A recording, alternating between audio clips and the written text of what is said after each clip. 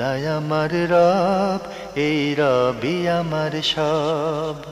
দামে দামে তুন মনে তারি অনুভব। তোমার দুনিয়াতে আমি যেদিকে তাকাই, অথই নিয়ামতে ডুবে আছি সবাই।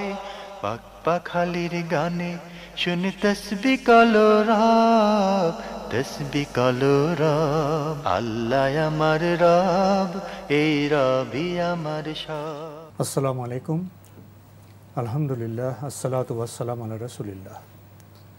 প্রিয় দর্শক, আপনারা যারা দেশে আছেন প্রবাসে, সবাইকে জানাই অনেক অনেক প্রীতি ও শুভেচ্ছা। শুরু হলো এনটিভি আয়োজিত এবং লাভ হলো নিবেদিত অনুষ্ঠান আপনার জিজ্ঞাসা। আপনাদের সাথে আছি আমি জয়নুল আবেদিন আজাদ, আর আপনাদের মনে জায়গা প্রশ্নের জিজ্ঞাসার জবাব দিচ্ছেন বিশিষ্ট আলেম ডক্টর মোহাম্মদ সাইফুল্লাহ। আসসালামু আলাইকুম ওয়া রাহমাতুল্লাহি ওয়া বারাকাতুহু। প্রিয় দর্শক, চলুন তাহলে জিজ্ঞাসার জগতে। শুরুতে একটি ইমেল, এটি পাঠিয়েছেন সৈয়দা কানিজ মারিয়াম নদী। লিখেছেন, ফেক আইল্যাশ লাগানো হারাম এবং আলগা চুল লাগানো আর আইল্যাশ ব্যবহার করা কি একই রুলিংয়ে পড়ে? কিন্তু আমি শুনেছি ফেক নখ লাগানো কাফেরদের সাদৃশ্য গ্রহণ করা, কিন্তু আইল্যাশ লাগানো কাফেরদের সাদৃশ্য গ্রহণ করা নয়, কিন্তু হারাম। এমন বক্তব্য কি সঠিক? ধন্যবাদ, খুবই গুরুত্বপূর্ণ কথা প্রশ্ন করেছেন। আইলিশ আসছে কোত্থেকে? সেটা তো কাফেরদের কাছ থেকে এসেছে। কাফেরদের সাদৃশ্য আর মানে হবে না কেন? ফেক আইলিশ যেটা রয়েছে সেটা ব্যবহার করা হারাম, ন্যাচারাল নয়। হারাম কোনো সন্দেহ নেই। এবং আল্লাহ রাসূল সাল্লাল্লাহু আলাইহি ওয়াসাল্লাম শুধু হারাম বলেছেন তা নয়, বরং এগুলোর জন্য রাসূলুল্লাহ সাল্লাল্লাহু আলাইহি ওয়াসাল্লাম লাআনতের কথা উল্লেখ করেছেন। শুধু লাআনতের কথা উল্লেখ করেছেন। সুতরাং এই কাজটি শুধু হারাম নয়, হারাম এবং মালউন অভিশপ্ত কাজ। মানে হারাম কাজগুলোর মানে পর্যায়ে আছে। কিছু কিছু কাজ আছে যে কাজগুলো মানে হারাম ঘোষণা করা হয়েছে, কিন্তু সেগুলোকে এত ভয়ঙ্কর বলা হয়নি। যে এই কাজগুলোকে এত ভয়ঙ্কর বলা হয়েছে সেগুলো হচ্ছে একেবারে হারাম এবং অভিশপ্ত কাজ। এই কাজের মধ্যে অভিশাপ দিয়েছেন রাসূলুল্লাহ সাল্লাল্লাহু আলাইহি ওয়াসাল্লাম। সুতরাং এটা কোনোভাবেই জায়েজ নেই। বাকি এটা কাফেরদের সাদৃশ্য নয়, এ কথাও শুদ্ধ নয়, কারণ এটা আসছেই মূলত কাফেরদের ইসলামের ঐতিহ্যের সাথে, সংস্কৃতি থেকে আসেনি, ইসলামের সংস্কৃতি থেকে আসেনি, যেটা সেটাই কাফেরদের সাদৃশ্য গ্রহণ করা হয়েছে অন্য থেকে। আর এই জিনিসগুলো কোথা থেকে আমরা পাচ্ছি? আমরা বর্তমানে সব কিছু কাফেরদের থেকে একেবারেই মানে মানে প্রত্যেকটা হরকতের মধ্যে, প্রত্যেকটা চেতনায়, প্রত্যেকটা উঠা বসায় সবটা আমরা কাফেরদের থেকে আমদানি করছি। সুতরাং এটা আমদানি করার ফ্যাশনের নামে। সুতরাং এটি হারাম, যে কোনো সন্দেহ নেই। তাহলে ফেক আইল্যাশ, আলগা চুল, ফেক নখ, সবগুলি হারাম, নিষিদ্ধ। চর্চা করা যাবে না। প্রিয় দর্শক, আমরা জানলাম আরেকটি বিষয় আপনার সামনে পেশ করতে চাই। জি, এই যে চর্চাগুলো, জি, এতে কি কোনো সৌন্দর্য বৃদ্ধি হয়? বরং এই চর্চা করতে গেলে সময় ব্যয় হয়, পরিশ্রম করতে হয়, অর্থের খরচ হয়। এগুলো কি বাহুল্য খরচ নয়? কোনো সন্দেহ নেই। এক নম্বর হচ্ছে এটা এখানে অতিরিক্ত খরচ আছে, যেটা কোনো প্রয়োজন নেই। দুই নম্বর হচ্ছে মানুষের সৌন্দর্য আল্লাহ রাব্বুল আলামিন যেটা দিয়েছেন এতে স্বাভাবিক সৌন্দর্যটা অনেক বেশি। এটাকে যত বেশি নিজে সুন্দর করার জন্য চেষ্টা করবে, ততই এটা সৌন্দর্য নষ্ট হবে। জোর করে কোনো জিনিসের সৌন্দর্য বৃদ্ধি করা যায় না। যতটুকু আল্লাহ তাআলা দিয়েছেন এতে আপনি এটাকে সুন্দর রাখুন। আপনি যখন মানে ফেক আইল্যাশ লাগিয়ে আপনি যখন কোথাও যাবেন, যে কোনো ব্যক্তি আপনাকে দেখলেই বুঝে যাবে যে এই লোকটা প্রথম হচ্ছে তার ভ্রুটাকে সে কি করেছে, রিমুভ করেছে, তারপরে সেখানে আইল্যাশ লাগিয়েছে, অথবা চোখের মধ্যে আইল্যাশ লাগিয়েছে। মানে এটা বুঝে যাবে, এগুলো একেবারে স্পষ্ট বুঝে যাবে। এতে মানে মানুষ আপনাকে অনেক বেশি সুন্দর মনে করবে, এটা কোনোদিন ধারণা করার সুযোগ নেই। তাই এই কাজটি মূলত শয়তানের পরিকল্পনার সাথে জড়িত, কোনোভাবেই উচিত নয়। ইমানদার ব্যক্তিগণ এই ধরনের কাজ করতে পারে বা করবে। প্রসঙ্গত কোন এক কবির কয়েকটি চরণ মনে পড়ে গেল, যেমন যেমনি আছো তেমনি এসো, আর করো না সাহায্য। প্রিয় দর্শক, বিষয়গুলো আমাদের কাছে সহজ মনে হতে পারে, কিন্তু জীবন দর্শনের আলোকে ভাবলে বিষয়গুলি বোধহয় খুব সহজ নয়। আসুন আমরা সাংস্কৃতিক যে মিশ্রণ, আগ্রাসন, এসব বিষয়ে সচেতন হই। আমাদের ইমানের চেতনা যদি দৃপ্ত হয়, তাহলে বোধহয় আমরা সহজেই এসব বিষয় থেকে অনেক অনেক দূরে থাকতে পারব। একটি ইমেল পাঠিয়েছেন তাহমিনা জামালপুর থেকে। লিখেছেন, আমি জানতে চাই, ঘুম থেকে উঠতে কোনো কারণে দেরি হলে যদি দেখি যে ফজরের ওয়াক্তে 2 থেকে 3 মিনিট সময় আছে, এমন অবস্থায় কি ফরজ আদায় করব, নাকি নিষিদ্ধ সময় পার হওয়ার পর আদায় করব? আর নিষিদ্ধ সময়ে শুধু নফল সালাত পড়া নিষেধ, নাকি ফরজ সুন্নত পড়া নিষেধ? ধন্যবাদ, গুরুত্বপূর্ণ প্রশ্ন করেছেন। প্রথম কথা হচ্ছে, যখন আপনি উঠলেন, দেখলেন যে ফরজ সালাত আপনার আদায় করতে পারেননি, সাথে সাথেই আপনি ফরজ সালাত আদায় করবেন, ফজর অথবা অন্য কোনো সালাত। ঘুম থেকে উঠেছেন, সাথে সাথেই উজু করে আপনি ফরজ সালাত আদায় করে নেবেন। এটাই হচ্ছে ফরজ সালাতের ওয়াক্ত। ফলে ইউসাল্লিহা ইজা যাকারাহা, রাসূলুল্লাহ সাল্লাল্লাহু আলাইহি ওয়াসাল্লাম কথাই বলেছেন, যখনই সে ঘুম থেকে উঠবে অথবা যখনই স্মরণ করবে তখনই পড়বে। এটা হচ্ছে এটার ওয়াক্ত। সুতরাং এখানে আর কোনো বক্তব্যে যাওয়ার দরকার নেই। 2 নম্বর যে বিষয়টি, সেটা হচ্ছে যে ওয়াক্ত সালাতের নিষেধ কথা বলা হয়েছে, বা যেই ওয়াক্তগুলোতে রাসূলুল্লাহ সাল্লাল্লাহু আলাইহি ওয়াসাল্লাম সালাত আদায় করতে নিষেধ করেছেন, এই নাহিটা বা নিষেধাজ্ঞাটা শুধুমাত্র নফল সালাতের ক্ষেত্রে, নফল এবং সুন্নত সালাতের ক্ষেত্রে। নফল বলতে নফল এবং সুন্নত একই সালাত, মানে নফল সালাতের ক্ষেত্রে শুধুমাত্র, ফরজ সালাতের ক্ষেত্রে নয়। কারণ যেই ব্যক্তির জিম্মায় ফরজ রয়ে গিয়েছে, সে তো ফরজ মুক্তই হয় নাই। সুতরাং সে এই ফরজ মানে তখন তাকে অবশ্যই আদায় করে নিতে হবে, তাকে তখন আদায় করে নিতে হবে। তার জন্য উচিত নয় সেটা তিনি ডিলে করবেন। ততক্ষণ ডিলে করা জায়েজ আছে, ততক্ষণ পর্যন্ত ডিলে করা জায়েজ আছে যতক্ষণ পর্যন্ত তার সালাতের শর্তগুলো পূরণ করা দরকার।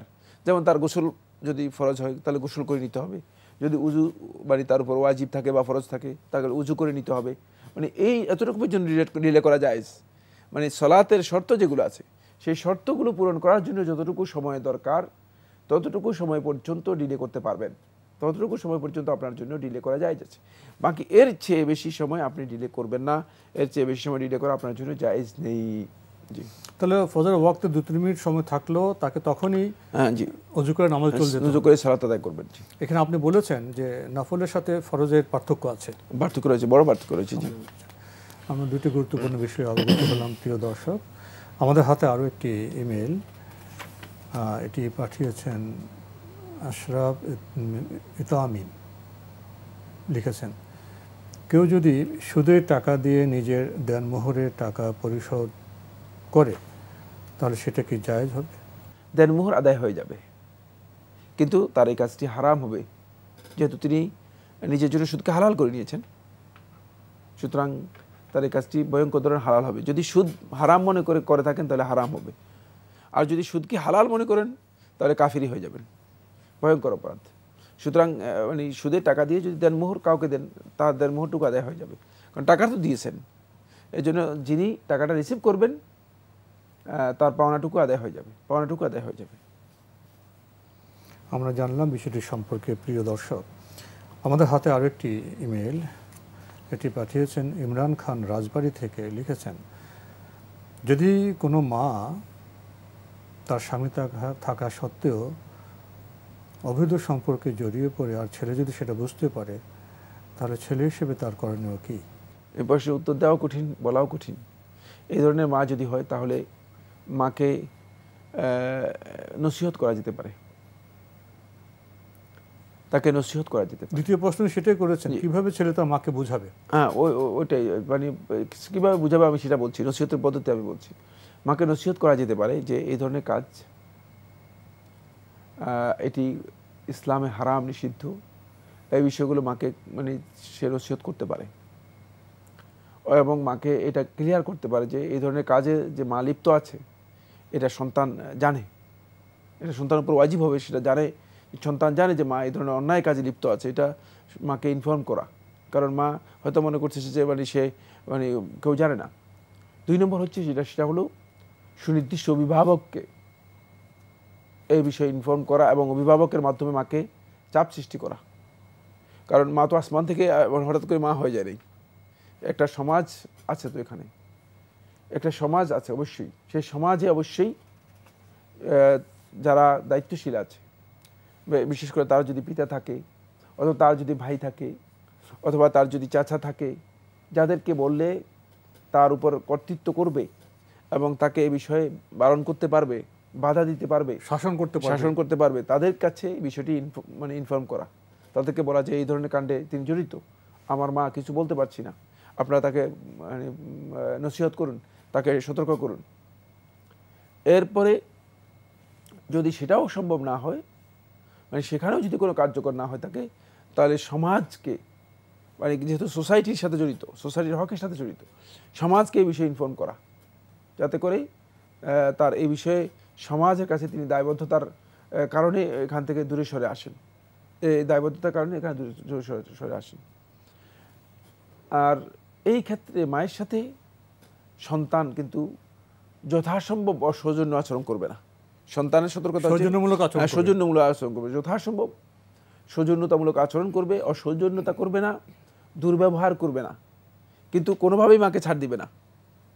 যদি এটি এমন হয়ে যায় যে কোনোভাবেই এখান থেকে তাকে বাধা দেওয়া যাচ্ছে না, অথবা এখান থেকে তাকে বিরত রাখা যাচ্ছে না, ফেরানো যাচ্ছে না, তাহলে ওয়াজিব হয়ে যাবে সংশ্লিষ্ট কর্তৃপক্ষের কাছে আইনের ব্যবস্থা নেওয়া।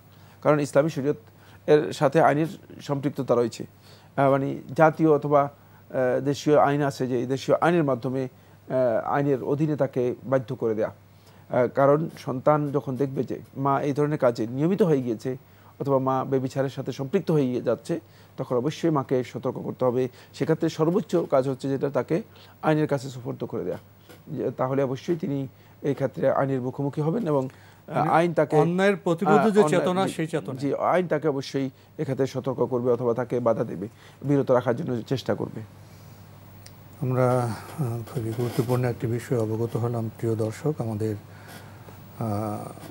হাতে অনেক প্রশ্ন থাকলেও আল্লাহ আমার রব, এই রবি আমার সব। আল্লাহ আমার রব, এই রবি আমার সব। আমাদের হাতে একটি ইমেল, এটি পাঠিয়েছেন চট্টগ্রাম থেকে মোহাম্মদ হারুন চৌধুরী। লিখেছেন, মসজিদে আজান শুরু হয় কিছুক্ষণ পরে, অর্থাৎ মাঝখান থেকে আজানের জবাব দেওয়া যাবে কি, নাকি প্রথম থেকে শুরু করতে হবে, জানাবেন? ধন্যবাদ, গুরুত্বপূর্ণ প্রশ্ন করেছেন। আজান যখনই শুনবেন তখন থেকে জবাব শুরু হবে।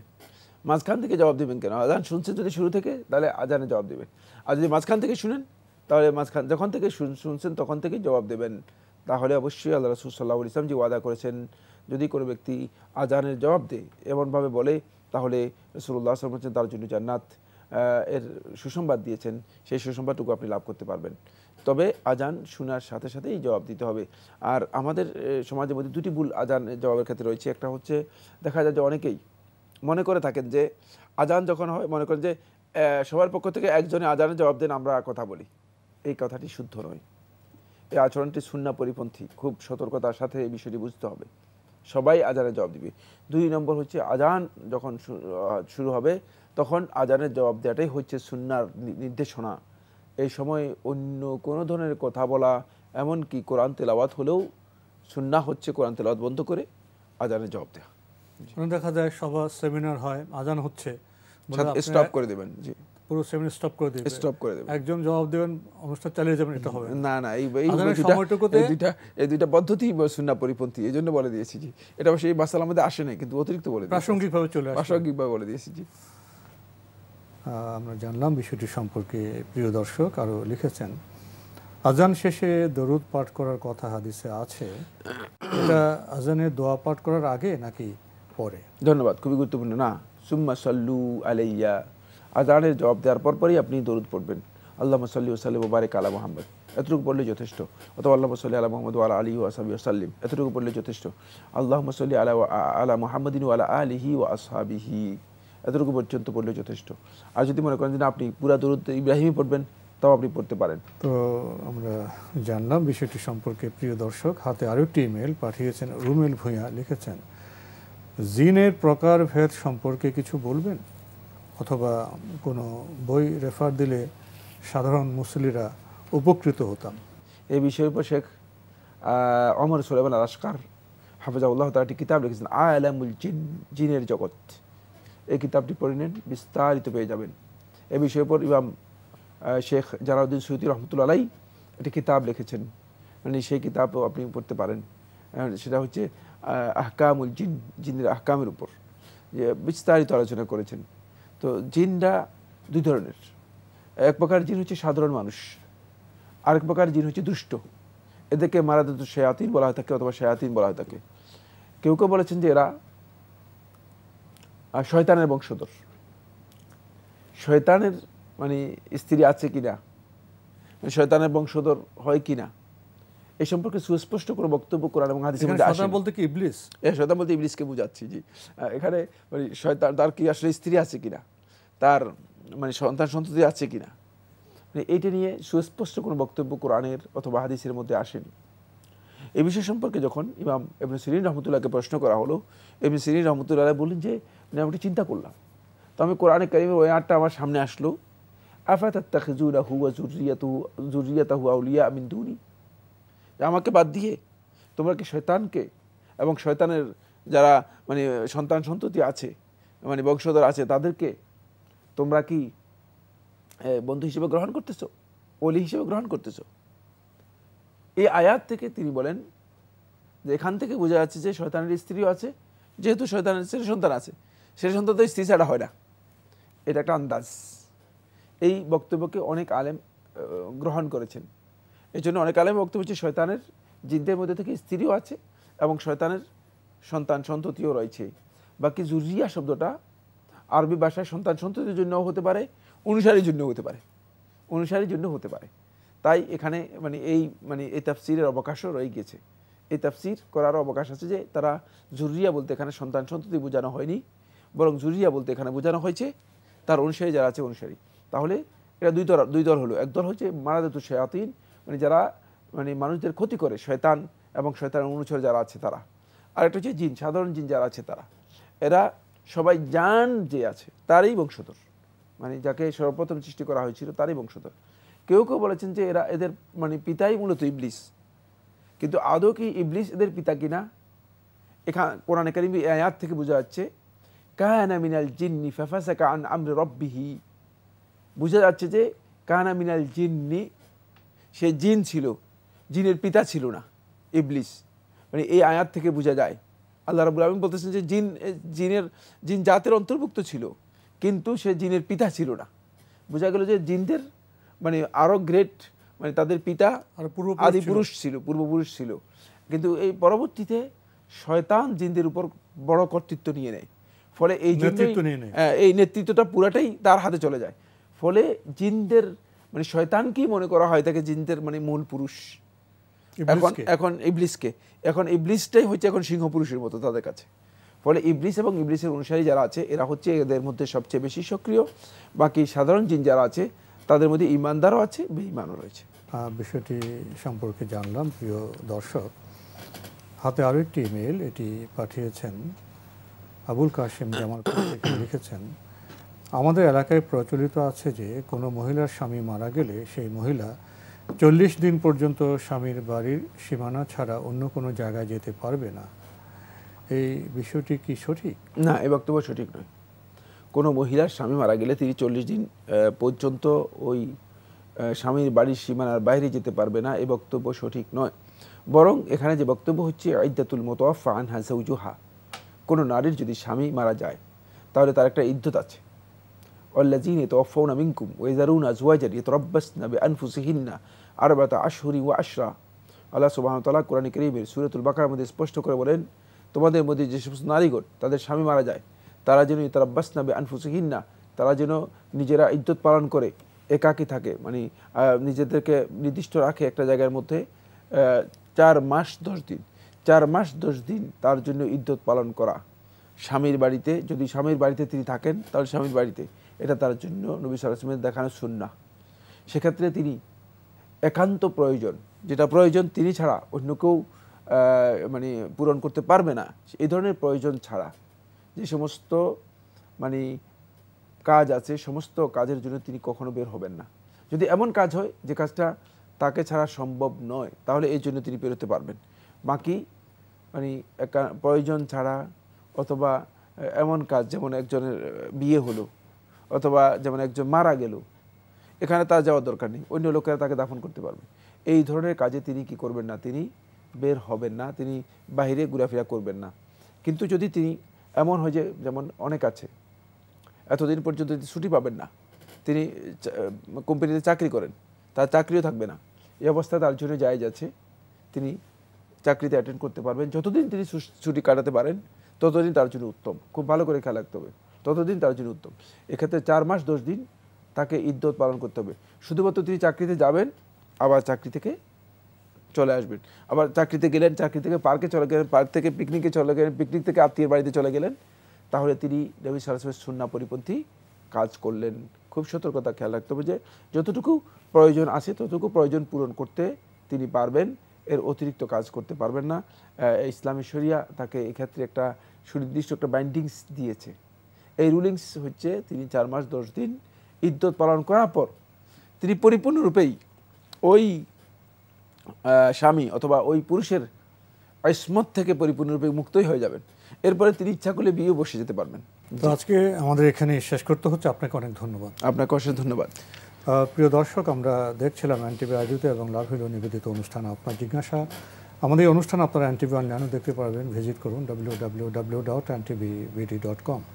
এছাড়া ইউটিউব এবং আমাদের ভেরিফাইড ফেসবুক পেজে অনুষ্ঠান দেখতে পারবেন।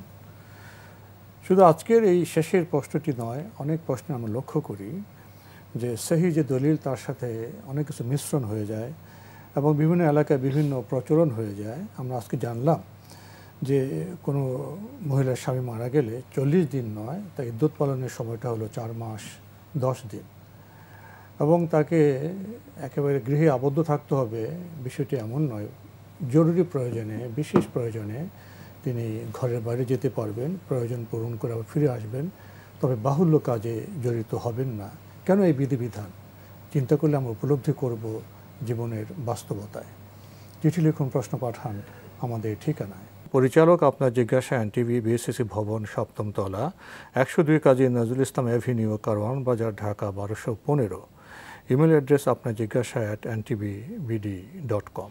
প্রিয় দর্শক, মহান আল্লাহ আমাদের সবাইকে নিরাপদে রাখুন, রাখুন শান্তিতে। আসসালামু আলাইকুম।